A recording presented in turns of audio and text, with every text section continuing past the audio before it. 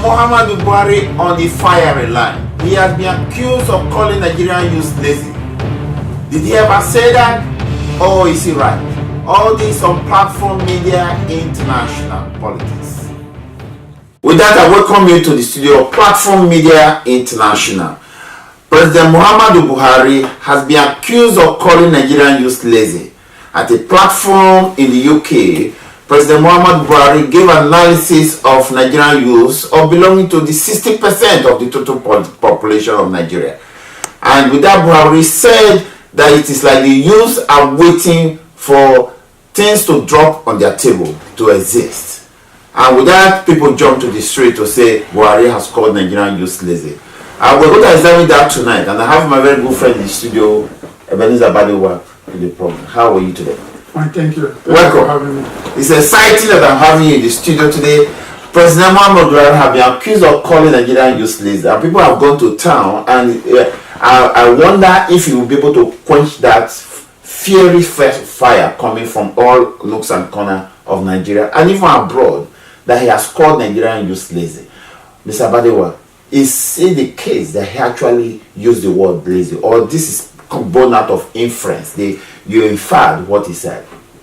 Thank you very much. Yes, for your observation. I think, when we watch program, we try to interpret the message in our own way of understanding it. Yes. I think most Nigerians, what they deducted from what he had just said, how he grouped the Nigerian youth, their expectation from the government is like saying they are lazy, because if you want everything to be done for you without you doing anything, then the simple word to qualify you would be lazy. So this is why Nigeria just concluded that the president has threw the whole youth of Nigeria under the bus in abroad by calling them lazy, because they're waiting for a handout. Well, it is a bad thing for President Muhammadu Buhari to have said that on a platform outside the country, when he was supposed to project an image of a country that has the youth that's as the bedrock of the nation.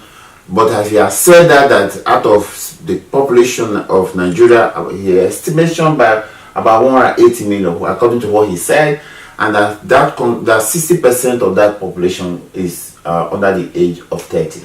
And Buhari also said that this Nigerian youth, because of oil boom, has this attitude of waiting for government handouts. That's what he said, and I'll ask the producer to play that for our viewers to see.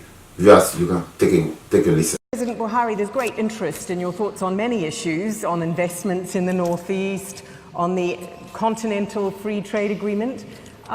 Feel free to take your pick, but would you like to take the microphone and leave us with a final thought from you? I think it's probably already turned on. Well, thank you very much for the observations. We'll start with on the Northeast. All the questions, I think, will reflect about Nigeria's preparedness to accept investment and secure the confidence of those who are going to invest or those who are already there. I believe for those who are following us closely, they could recall on the political campaign we conducted and the success we scored was based on three things. First, securing the country, and in particular, the person who mentioned the Northeast. The so-called Boko Haram was occupying a large chunk of that part of the country, and they caused a lot of damage to the infrastructure, especially educational and health. And then the economy. We have a very young population. Our population is estimated conservatively to be 180 million. This is a conservative one. more than 60% of the population is below the age of 30. A lot of them haven't been to school, and they are claiming, that Nigeria has been an oil-producing country, therefore they should sit and do nothing and get housing, healthcare, education free. Well, you can see right there, he didn't use the word lazy. But he said, and all of you were right to deduct that he's calling Nigerian youth lazy. But he didn't use the word. Are we fair to him? Even in the first place, the question they asked him is not, they were asking him how prepared is his country for foreign investors to come in. Yes. Now, the strength of the country that he should have projected to the world to see are the one that he just slandered, condemned in the international scene. Okay. Now, any investor that are coming into any country to invest, first they will think of the manpower. Do they have manpower, qualified manpower? Yes. What he should have said, like he started saying that the Nigerian population, the youth that are below 30 are 60% of the Nigerian population, that one is good.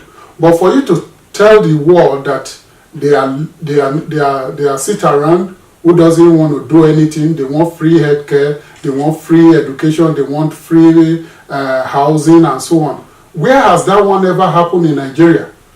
Even when they talk about the Idoji era in the 70s, yes, a lot of Nigerians were just hearing something called Idoji. They never receive it. It is only people that have, maybe they are employed or they are civil servants that got money. That's the only free money I can ever talk of in Nigeria history. But for our president, who has ruled the country for 2 times, who is ruling the country for the second time now, after almost 20 or 30 years, and he came back to rule, for him to be qualifying Nigerian youth in this 21st century as they are sit around and they're not ready to do anything, they're waiting for free education. Where has that one happened? Nigeria doesn't have social welfare system. If you lose your job, unlike here in North America where you have unemployment insurance, Nigeria never had it. So why would people be sitting around and doing nothing? Yes, I think it's totally wrong. Yeah, that analysis. You and I will agree that it's wrong for President Buhari to have taken the majority of youths to the cleaners outside the shores of the country. But the question I'm trying to ask, morally, is it wrong for a head of state to speak truth, to speak frankly about the situation that is confronting the country? If he says, well, maybe he has his own statistics to say, well, I didn't particularly see him use the word all the youths. Perhaps he says some, maybe he meant some youths. He said the youth. Okay, and maybe I'm acting as the devil's advocate. Okay, now you and I will know that Nigerians are very versatile. We live here, we go to the States or I go to Europe. I see lots of Nigerians trying to make ends meet, and they're hardworking. They're very hardworking. Percentage of doctors in America, you find Nigerians are doing well in medical practice. You go in legal practice in Toronto, in New York, I see Nigerians are prospering well. Even the military in the US, Nigerians are doing well in the military system, military service of the United States of America. But let's look at it. I just came back from Nigeria in last Christmas. I was in Nigeria. Is it wrong for the president to have observed that? I see a situation where youths, people sit around and watch Big Brother for hours without end, and I was wondering whether these people are thinking about tomorrow. Is that not the reason why Buhari is saying this? There are evidences of youth sitting around waiting for handout. Actually, in this political era, all of them are waiting for 2019. Some of them, I'm not saying all of them. Let me not be Buhari this time. Some of them are waiting for 2019 in the political era, where they will find politicians who want to give them money to do thuggery. Is that what we should encourage? I think the president somehow, perhaps he was not diplomatic, should speak truth to the people he's leading. Is it wrong for him to have done that? Thank you for your observation when you went home. But at the same time, when you went home, did you see the crowd of hawkers on the highways? Yeah, but I agree with that, the government has also failed. But even the government have failed, just like some of us who are outside the country try to make ends meet. Some people back home are not doing that. Sir, let me tell you one thing. As a leader in a country, right, at least one of the leaders that we've had that is well informed, that I can believe that is well informed or acquainted with the situation in Nigeria, both in history and currently, should be Buhari, because this is 30 years gap. Before he came back. Before he came back. Yes. And even within that 30 years, he wasn't outside the country. He was within the country, even he got involved in the government of the country, right? So, as a leader, when you see issue that is not the way it is before, now what do you think about? You think about what is the root cause, and how do we remedy this problem, isn't it? Yeah. That's what a leader should be looking at. So that's not a talking point for any leader outside the country to present. Yes, I agree with you. I expected Buhari, yes, as president of Nigeria, who has ruled the country 2 times, now to look what is the root cause. Is the failure of the government. The country was it like that when you were growing up? No, it's did you have people sitting around when you were growing up? The system. But again, what I'm trying to say, perhaps that Buhari was very undiplomatic. There could be language. The issue of being diplomatic is not there. You just said it now, that most Nigerians outside the country, they are doing excellent job. They are even getting to the pinnacle of their careers outside the country. Why? Because there is enabling environment. The structures are there, right? But in a country that you've ruled in the first 30 years ago, and you came back and you saw the way things are, as soon as he came in, we expected that he should be addressing this issue, because it's not a straight. You and I agree to that. Yeah. But again, what I'm trying to say, it is not the. Is it wrong for a leader to speak speak what we call inconvenient truth? No, it's not inconvenient truth, because that was not even the question they asked him. No, let's not go to the logic of the question. We're talking about the kernel of the matter. Did he say, if he said lazy, or if he inferred that Nigerian youth are lazy? Perhaps he's talking about people back home. Okay. Is he totally wrong? That's the question mark. You see, as a leader, I think it's totally wrong, because he presented the scenario. What is the solution? Now, when he was able to state what the situation, how it looks like right now, according to his own observation, he should be able to present to the world platform there that this is what his government is doing. You know what I'm saying? This because as a journalist, when I went to Nigeria last December, I tried to look at the whole situation, because in my little village where I come from, there's this potential crisis that people are saying, which I think it will not snowball into a riot someday, that in the village where I come from, these northerners have come to settle. That's the first time I'm saying this. They have come to settle. They are the one doing the Okada business. They are the one doing the farming. The citizens of my village, the young youths, refused to go to the farm. They said it's a dirty farm job. Whereas it is the houses that they are saying, that people are saying we should not allow them to stay in our cities, villages now. They are the one doing the farming right now. Are you hearing me? Yeah. So, and I asked somebody who followed my brother and my friends, why is it that, because when I was a student, I go home, I do farming with my father, right? But these children are not. They just stay. And they are waiting. For the first time, I see youths in their 30s, in their 20s, asking somebody who came from outside the village for money, for handouts, which is strange in my village. And perhaps that is what Buhari is talking about.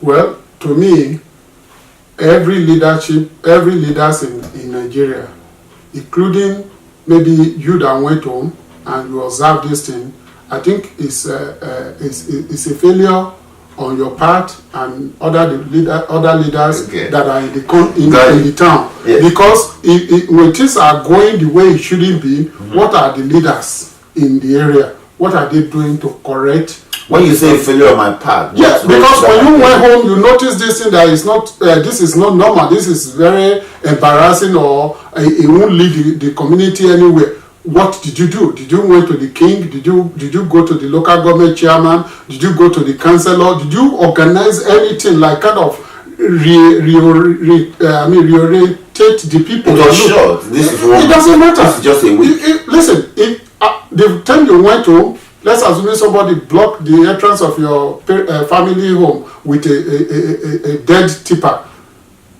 truck. Won't you ask them to pull it away within? Yes, I will. Yeah, because you observe it is abnormal. Now these people too, you saw it is abnormal. Even though if it is 30 minutes, you voice out your opinion about it. I did tell them that it's wrong. How many people did the people that came around for handout? No, you should have it. You thought the people that came around, they're not going to go anywhere to discuss it. Okay. You should have go to people in the community that can think about it and know how they will organize these people to start changing their thinking concerning their future. Yeah. Okay. Let's look at it. As a student of Bafema Wolero University in the 80s, I will sell ties, will sell adire to survive. I don't think those kind of things are happening. People are still doing it. You see, most of this youth we are talking about, sir. Let me tell you one thing. We, their parents, are the one that corrupt them. We are the one that render them useless to themselves. Because a lot of, if a parent today, people of our age, can be buying jam question, looking for a sport for their children, looking pressing connection. If your child want to go to university, you have to start looking which of your friends, which of your former colleagues are in the ministry, in the institution, then so that he will be a candidate, even when he doesn't have the absolute required qualification to get in. You use your influence to get the child in. When would the child work for himself? So during your time, did your parents follow you to no, not at all. Do they do right jam for you? Not at all. Do they pay you money to even go to special center? So you agree with me that this is a vicious cycle, which Buhari was that? He's talking about youth now, perhaps if you want to make it a very broad-based. What are the people that observe it? What are they doing about it? That's my question. Okay. No, the reason why we came to this topic is that people are blaming him for saying he's lazy, although he didn't say that. Yeah. We deducted that he has no right to have even said it where he said it. With his program, you see, this man has repeated history again. He won't allow Fela to rest.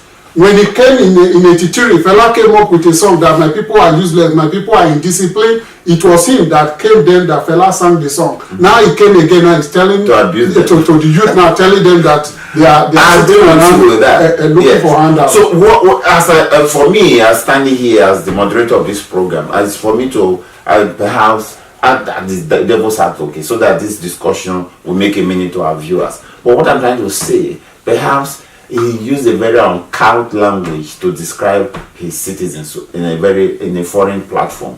But again, it is not the case that he's totally wrong to have said that, because there are evidence that shows that some of our youth are not well motivated to get a living wage or living means of sustenance. And the reason is that some of them choose not to. It's not that the opportunities are not there. Because their parent or the leader, the community has corrupted them.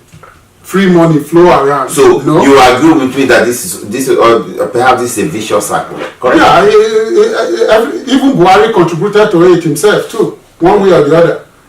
All of them destroyed democracy, the kind of system of government you grew up with. It was when the military came.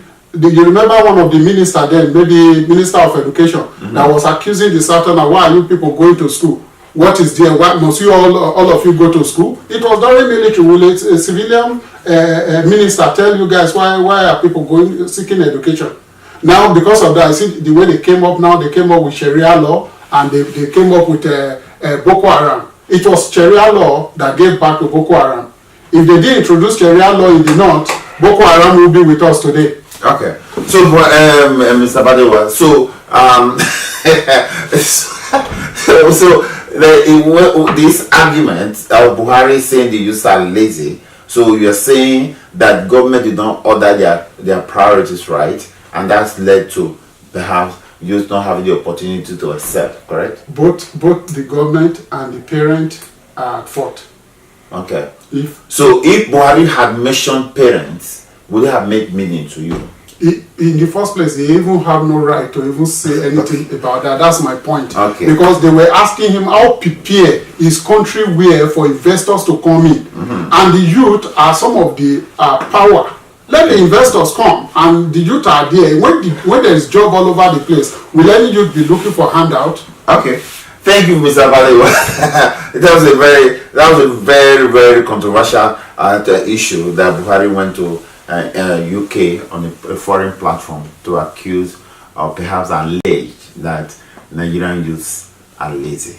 Perhaps he would have said it in a very a better way to put. He would have used a better language to express himself. My question is, if you were the investor and a leader tells you that the chunk of his population are lazy, they are not ready to work, is it trying to tell you that when you come in with your industry or technology, you should also import your not at all. labor capital? Perhaps Buhari was trying to tell the truth to youth so that he will use it to motivate them. No, but then that should be home. Done at home. That should be done at home. Does it really matter what he says? It matters. Okay. Well, viewers, that is Mr. Badewa on the allegation that President Muhammadu Buhari had labeled Nigerian youth as lazy. It's one thing for Buhari to say that, and it's another thing for the youth to take this as a challenge to prove the president wrong, because his time of reckoning will be in 2019 to see whether he actually meant that, or the youth that he has accused of being lazy, whether they can take the bull by the horn and vote him out and get another person that will say the right things about them. Well, that is President Buhari and Nigerian youths on platform media political arena. I have in the studio my very good friend, Mr. Badewa. Welcome. I want to thank you for coming to the program. Thank you very much. And I wish our viewers to catch us on Facebook, Twitter, and Instagram. I'm yours sincerely, Joe Ehizoda. Saying thanks to our man behind the camera, the producer, and all the studio staff. And I wish you a happy weekend. Bye-bye.